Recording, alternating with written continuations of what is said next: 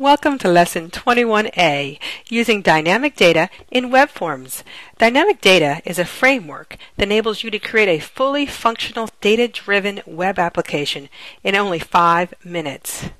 Microsoft Visual Web Developer 2010 Express provides 2 different templates for creating applications that use dynamic data. Dynamic Data Entities Web Applications. This template uses an entity data model to access the model, and Dynamic Data Link to SQL Web Application templates. This template uses Link to SQL to access the data. In this lesson, I use the Dynamic Data Entities Web Application template. Unlike the other templates that I've demonstrated, you cannot immediately run a new web application that uses the dynamic data framework. Instead, you must do 2 things before the application can run.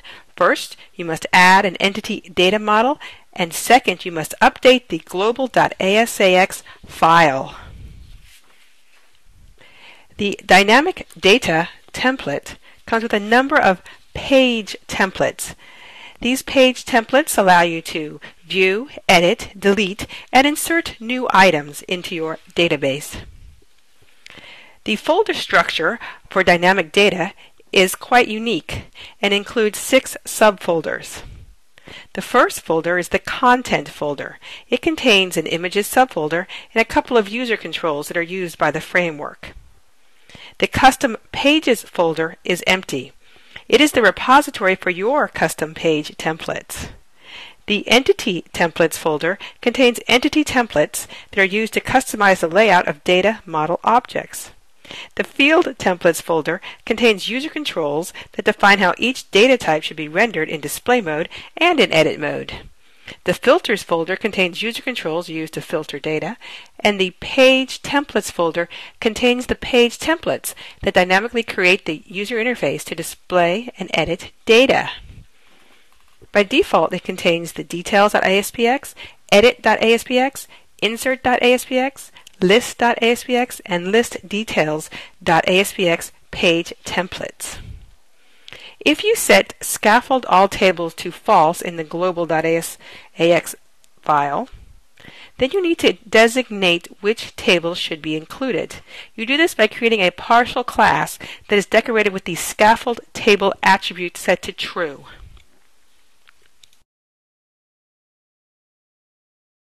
In this lesson, you build a fully functional web application using the Dynamic Data Framework in only 5 minutes and with only 1 line of code to modify. The lesson requirements for this lesson is the tasks.mdf file, and the hint is verify that the tasks.mdf file is not read-only. To get started with this lesson, select New Project, ASP.NET Dynamic Data Entities Web Application, enter Lesson 21A, and click the OK button.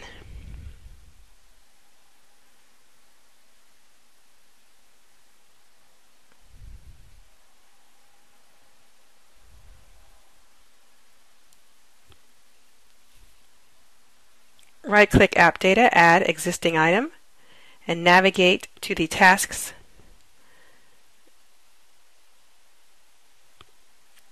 .mdf file and click the Add button. Add a new folder called Models. Right-click the folder, add new item, click Data, select ADO.NET Entity Data Model, and name your new data model datamodel.edmx and click the Add button. Click Next, click New Connection, click the Browse button to navigate to the tasks.mdf file that is within the current application. Make sure you do not navigate to the one that is on the DVD.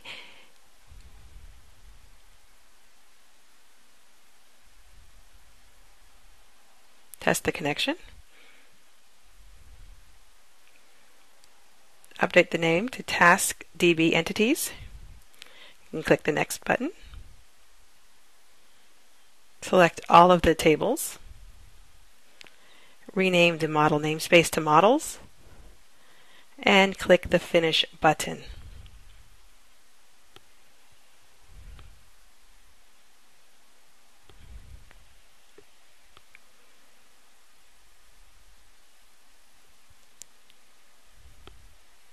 The entity model has been created. Now, right-click the default page to set it as the start page. Open up the global.asax.cs file. Uncomment the line that registers your context. Now change your data context type to models.taskdb entities and change scaffold all tables from false to true and click the F5 button. Say OK to start debugging.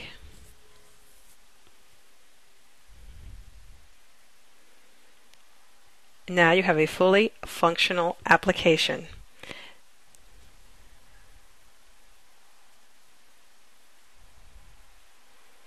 Let's view tasks.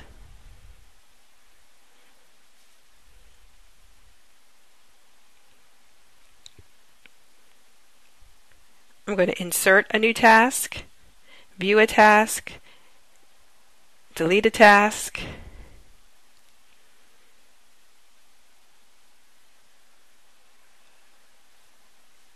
so here I am entering a new task. Whoops, the category field is required. Let me put something in there. See, your new application comes with validation. I want to view the details. I can go back to all items.